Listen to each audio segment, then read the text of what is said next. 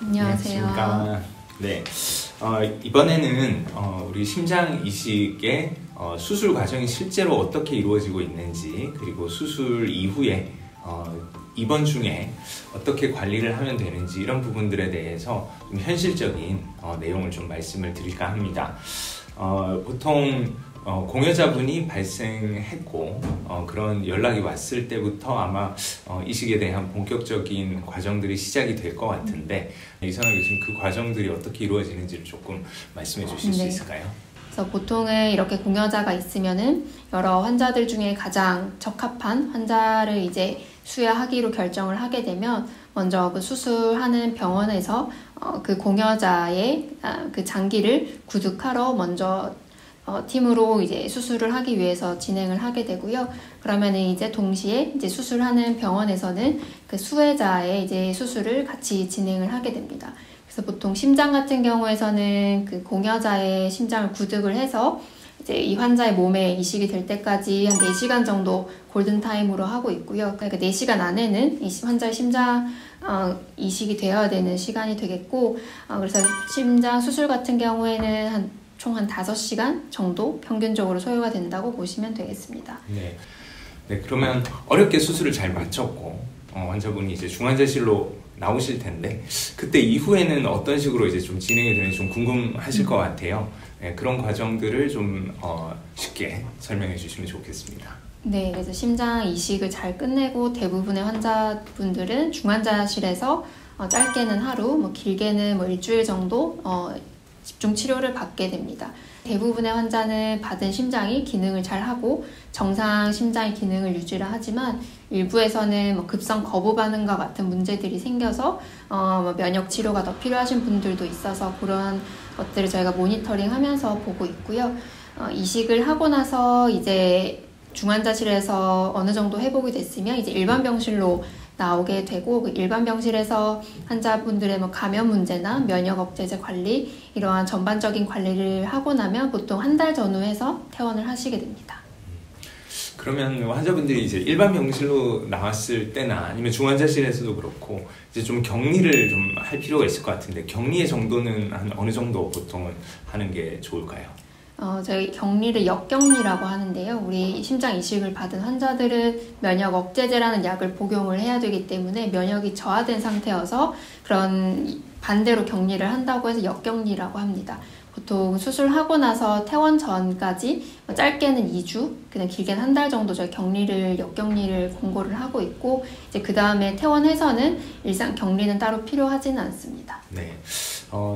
그러면은 환자분이 이제 받은 심장과 결국 내 몸에서 원래 갖고 있던 면역 체계가 이 심장을 공여를 받았을 때 이건 내 몸이 아닌데 이렇게 생각을 하고, 이렇게 막 내 몸에 있던, 내 몸을 지키는 군사들이 그 어렵게 받은 심장을 막 공격하게 되는 걸 우리가 거부 반응이라고 그러잖아요.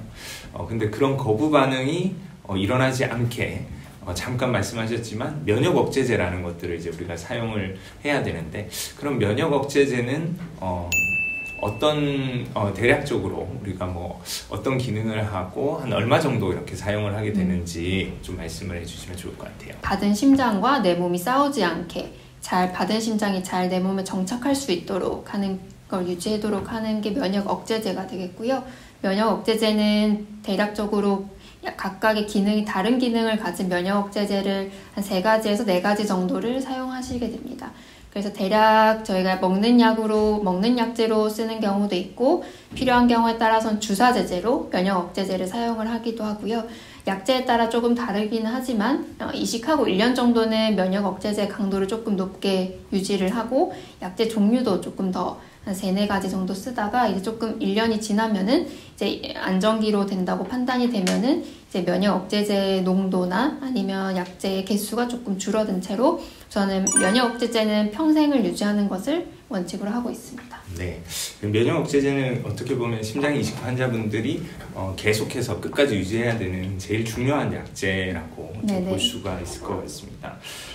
그러면 이제 환자분들이 이식을 받고 나서 음식을 먹을 때도 굉장히 좀 조심스러울 것 같거든요. 어떤 좀 주의해야 되는 음식이나 아니면은 좀 피해야 되는 것들 아니면 뭐 오히려 좀 도움이 되니까 좀 많이 먹었으면 하는 그런 음식들을 좀 설명을 해주실 수 있을까요? 네, 우선 환자 면역 억제제라는 약을 먹고 있기 때문에 정상인들보다는 면역이 떨어져 있기 때문에 간단하게 생각하시면 탈이 날 수 있는 음식은 안 드시는 게 좋습니다. 그래서 우선 날것, 회나 이렇게 좀 어패류 이런 것들은 조금 피하시는 게 좋고요. 우선은 이식하고 초기에는 생야채, 뭐 과일 이런 것도 조금 되도록이면 삼가하시는 게 좋은데 이제 어느 정도 안정기에 든다고 판단이 되면은 그때부터는 이제 야채나 뭐 과일 같은 거는 어느 정도 드셔도 되는데 그거는 환자분들의 상태에 따라 조금 달라질 수 있어서 주치의 선생님과 상의를 하시는 것이 필요하겠습니다. 네, 충분히 가열을 하고 일단 먹는 게 초반부엔 특히 중요할 것 같고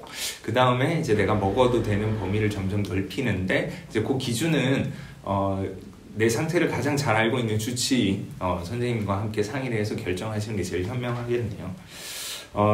환자분들이 그러면 외래에 계속 지속적으로 좀 방문을 해야 될 텐데 외래 방문은 뭐 매주 와야 되나요? 아니면은 좀 이렇게 처음에는 좀 짧게 오다가 아니면은 그 다음 간격을 한 어느 정도로 보통은 오시게 되는지도 궁금해 하실 것 같아요. 네. 이식하고 이제 초반에는 저희가 조금 짧게 외래를 방문을 하시도록 하는데요. 보통은 짧게는 처음에는 뭐 일주일, 2주일, 한 달 간격으로 방문을 해서 환자분의 기본적인 혈액 검사, 그다음에 면역 억제제 농도 같은 것을 체크를 하시게 되고 그다음에 면역 억제제를 복용을 하고 있기 때문에 우리가 예기치 않은 폐렴, 뭐 곰팡이 폐렴이나 그런 것들이 종종 발생을 할 수 있기 때문에 그런 검사들을 주기적으로 하게 됩니다. 조금 안정기에 든다고 생각이 되면은 이제 1년 뒤부터는 이제 3에서 6개월 정도 간격으로 외래에서 추적 검사하면서 경과를 보고 있습니다. 대체로 생존율이 한 얼마나 되는지 이런 부분들을 이제 알아야 심장 이식을 선택할 때 이 치료 과연 큰 수술을 받아야 되는데 내가 이 큰 위험을 감당할 만한 가치가 있을까를 결정하는 데 되게 중요한 요소일 것 같거든요. 장기적인 또는 단기적인 생존율이 한 얼마나 정도나 되나요? 단기 생존율로는 한 90% 정도가 되게 되겠고 그다음에 이식하고 이제 거부 반응이 생길 수 있는데 그 거부 반응은 한 20% 정도로 보고가 되고 있습니다. 장기적으로 저희가 10년 정도의 생존율로 봤을 때도 한 7, 80% 정도로 저희 나라 데이터로는 보고가 되고 있는 상태입니다. 네. 지금까지 심장 이식에 대한 여러 가지 관리적인 부분, 준비에 대한 부분, 그리고 치료와 그 이후의 예후까지 쭉 말씀을 드렸습니다. 관련해서 그 심장 이식을 받으시는 환자분들 또는 어떤 말기 심부전 상태에 있어서 심장 이식을 좀 고민하고 계시는 그런 환자분들한테 이선호 교수님께서 좀 힘이 되는 말씀을 한마디 좀 해주시면 좋을 것 같습니다. 네, 말기 심부전 환자들은 숨 쉴 수가 없는, 숨쉬기 힘든 굉장히 고통을 많이 가지고 있으신데요.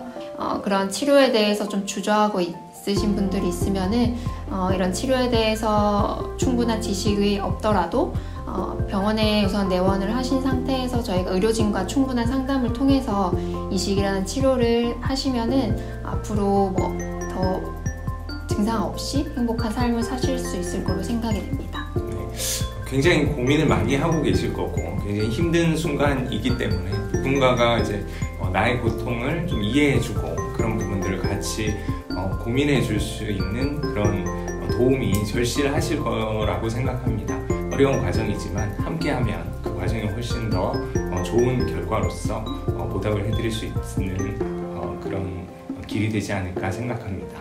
네, 지금까지 이선화 교수님과 함께 우리가 심장 이식에 대해서 알아봤습니다. 네, 감사합니다.